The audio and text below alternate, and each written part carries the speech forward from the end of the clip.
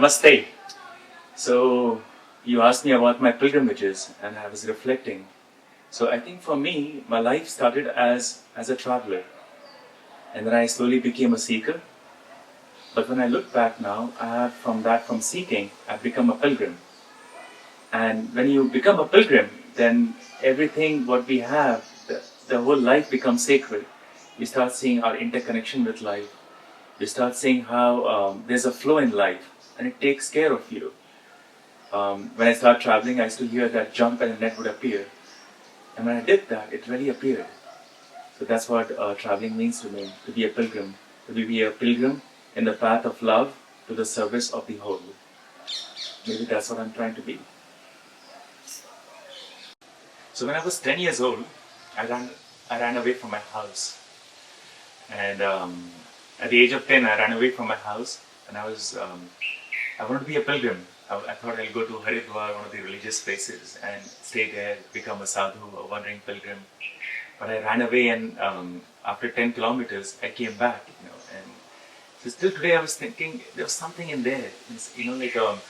Eternally, I think we're all pilgrims. We all want to travel. We're all seeking what we don't know. So I think that seeking was always there as a part of me. And then when I grew up, it felt like I got into filmmaking and storytelling. And the search for stories allowed me to go to different places, to travel to different places. And not just to travel, but to start seeing each journey as a pilgrimage. And that's how my journey has been. Now to see the entire life as a pilgrimage. And not just one few days as a for travel or few months of a travel, but how can you see our entire life as a pilgrimage. I was thinking, should I go back to India? Should I not go back to India? And somebody gifted me a camera, a very expensive video camera. And there was a package and there was a quote written, if you really want something, the entire universe conspires to help you. And that was from The Alchemist, the book. And I took that camera, I came back. Till today I don't know who gave that camera. It was around $3,000 worth camera. And then I started traveling all over India, from one ashram to another, from one religious place, from one teacher to another. Until I met one teacher who said, go and find your own truth.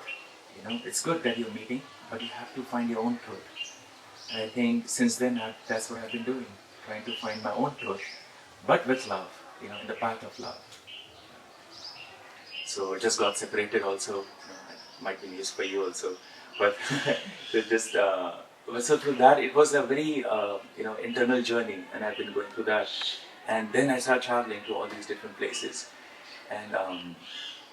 And as I was going, I spent some time in refugee camp. I spent some time in Spain. I was doing the Camino de Santiago, the walk of 800 kilometers. And throughout the travels, as I was going, I saw how, as a humanity, we all one. We all one beating hearts. A stranger is a stranger when we don't connect. But the moment we connect with each other, we hear their stories, we hear their name, we realize we are really all one. And through our travels, through our pilgrimages, we really see humanity as a totality. And that's what I felt. I felt there's a flow in life, that life constantly takes care of you, and you just have to surrender. You have to follow the flow. You have to follow the omens, and the messages will come. It will come to you in a form of a person, in a form of an incident, in a form of random people. And they'll take care of you. So that's what has been for me, throughout these travels and pilgrimages. So I have traveled to Camino de Santiago for 40 days. I was there, walking the sacred pilgrimage. Then I was also spent some time in refugee camp in France. I was there in Switzerland. I was working with a global retreats community, which we're talking about. How could we possibly create a new community, a new world? What is that? Which is that one person which inspires your heart, where you feel love. So he directed me to another person. So from him to the other person became a pilgrimage. So I traveled to him, and then to another person, and to the another. Completely in faith, without any money, without any possessions. And there was never a single day when I was hungry, or I didn't have a bed to sleep. So again and again, I think pilgrimages reassure you that you're not alone in this vast universe, how interconnected we all are. All the time. Main thing is, are we listening? And So recently I went to a Sufi gathering in Turkey, and while I was going to Europe, I was invited to participate in a global friends retreat. And so I thought, let me go via Istanbul. Something a voice was saying, go, go, go there. And I had no idea. And Sufism has been coming very lately into my life. And so I went via Istanbul, and while coming back, I took a break for two weeks. I have no idea why I'm going, where I'm going. I land into Turkey in Istanbul, and immediately a friend says, "Oh, there's a summer gathering. The summer is a gathering where all the Sufis they meet and they do zikr, which is the remembrance of God, and they do world dance. It's in a tradition of Rumi and a lot of other Sufi saints." And someone had told me in Spain, when I was in Spain, "Oh, you're going to Turkey, you should meet this teacher called Urk." And so I said, "Yeah, it's a big country, but let's see, inshallah." And so I come to Istanbul, and within like 3 hours, I get connected to this summer gathering. I go there next day and find out that the gathering was held by teacher Urk. So in one another, I told teacher Urk, "Oh, you know what? This is how I was so excited. This is how I came to meet you." And the gathering called me, and I said, "Yeah, yeah, that's life." And then that reminded me of a story. There's a grandfather. He was walking with his grandson in the desert. I think it's from the movie Baba Aziz. And they were walking, and the child asked the grandfather, "Where are we going?" He says, "Beta, we are going to a gathering." He says, "Where is this gathering?" He says, "I don't know." I says, "So who's coming to the gathering?" I says, "I don't know." He says, "Do the people know where the gathering is?" He says, "No." He says, "How could they possibly reach if nobody knows where the gathering is?" He says, "Whoever needs to reach will reach, and they will find the gathering." So I think for us, all of us, I think we all travelers, we all nomadic in spirit, we all pilgrims, we all eternal pilgrims, from life after life, from moment after moment. We all looking for our own stories. And I think when we go on a journey, I think life responds, and it tells you, it reminds you of who you are, of your lineage, where you come from. And I think we find our own gathering, we find our own tribe, we find our own self in that process. Was there ever a moment of doubt? Oh yeah, all the time. A lot of times, actually not all the time. There are moments of doubt many times, because life tests you. It tests you to see, are you true or are you faking yourself? Because for each of us, the journey, there's a different journey. If you see a mother, for her, a journey to be to take care of the child in her home. That's her pilgrimage. For some, you have to travel like thousands of kilometers, to all over the world to travel. So I think that we have to be true and true to ourselves. And there are moments when we doubt, and when we doubt the flow, we doubt when the obstacles come. But then immediately next moment there's a sign, if you're listening. And it tells you, no, you're on the right path. So I think the doubts come. That's the nature of the mind, because it will create doubt. But the heart believes, heart knows. And you just have to be in tune with your heart. And all the doubt melts away. So, a little bit about Sufi gathering. So it was a very interesting gathering, so they were around for 9 days. There were people from all over the world, and we came together, and there would be constantly prayers happening, 24/7. There's some live musicians playing music and remembering God, ibadat, which we call. And in the center there was, it was a dargah, it's a place of worship, and in the center there was the place to do world dance. And in the world dance, basically in this tradition, they say they ask for the grace from the God, and this, the hands is kind of, they ask the blessing to be passed through you, so you become a channel.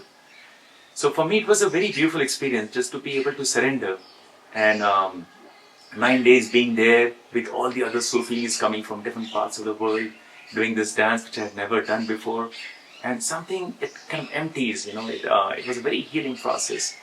And you could see the love in everyone's eyes who were meeting there. They would put their hands in their heart, and then they would greet you like this, as if acknowledging your presence.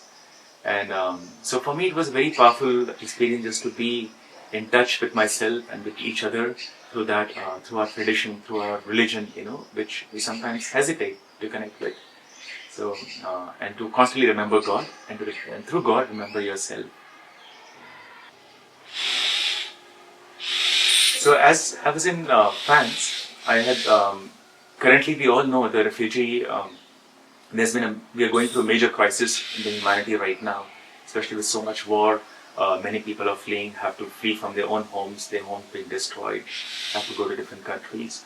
So I had the opportunity to go to France, in the north of France, where there's a camp, refugee camp, and people are trying to go to England from there. And I met many refugees from refugee families, refugee youngsters, from Eritrea, from Afghanistan, Sudan, Africa, from Syria. A lot of people were there, around 10,000 people. And one of the most interesting thing which struck for me was when I went there and we were standing on the line distributing some essential needs, some essential supplies like food and clothes for them. I was standing on the line distributing, and each person who would come, he would keep his hand again on their heart and says, Salam Walaikum. And I says, Walaikum Assalam. And I would say, how are you? They would ask me, how am I doing? And it's like, here they are in the midst of a crisis. Here they are in the, absolutely far, far away from their home, without in the middle of nowhere. And here they look at the heart, they ask me, how are you? And so, was there sab khairiyat hai? Everything is all right. And I would say, Inshallah, it's all by the grace of God, they're all fine. And they would ask, where are you from? And I would say, I'm from India. And they say, India, India, India, my brother, and they would hug. And what place where, the politics or is dividing us, you see the humanity is constantly reaching out to each other to connect.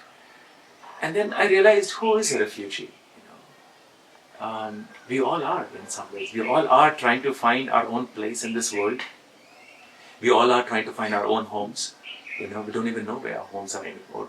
I come from this place. It's easy to say I come from this city. But where did my parents came from?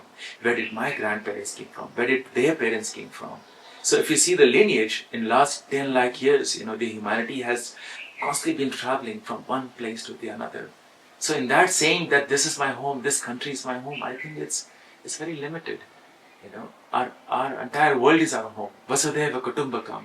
This entire world is our family. So why create this boundaries? Why create this distinctions that this country is my home and should not be allowed in this country? And I think once we see that, once we see how we are all connected through love, we'll realize that we all are refugees and we are at home where our heart is. So I hope we can see that heart in each other, and do that.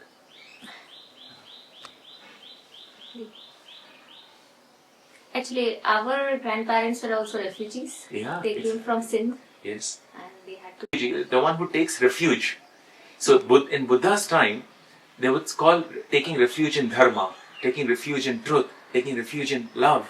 So I would say even refugee kind of makes me slightly, because we all are refugees. So I think the best way to use that, we all are pilgrims.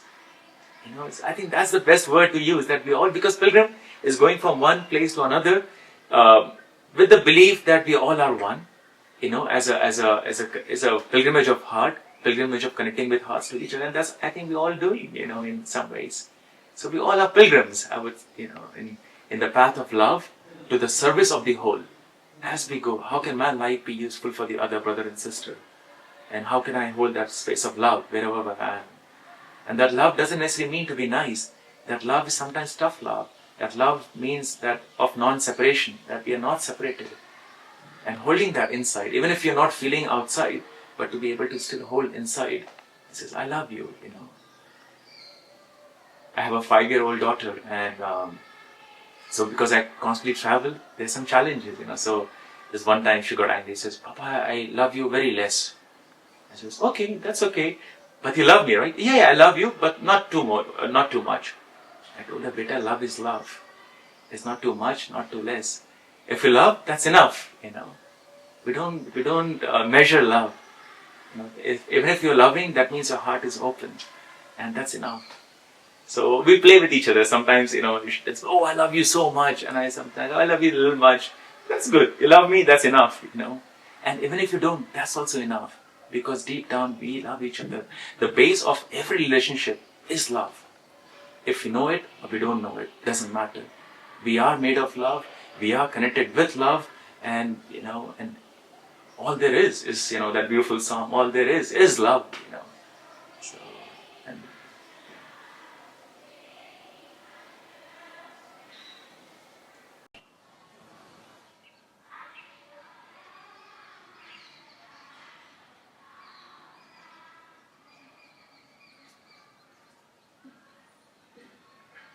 me about doubt, and so there's one. Somebody had said this to me when I was working. I was working in a hospice center where this one person was dying, and before dying, he had shared this quote. It says, um, "When you have come to the end of all the light you know, and about to step in the darkness unknown, faith is knowing that either of two things can happen. You'll have something solid to stand on, or you'll be taught how to fly." So I think that whenever I'm in doubt, I always remember, you'll fly, you'll fly. Even if you jump from the highest place, jump where the net would appear, and in that process, you learn how to fly. And I again and again remind myself that let it go, let it go, let it flow. Life knows, life knows.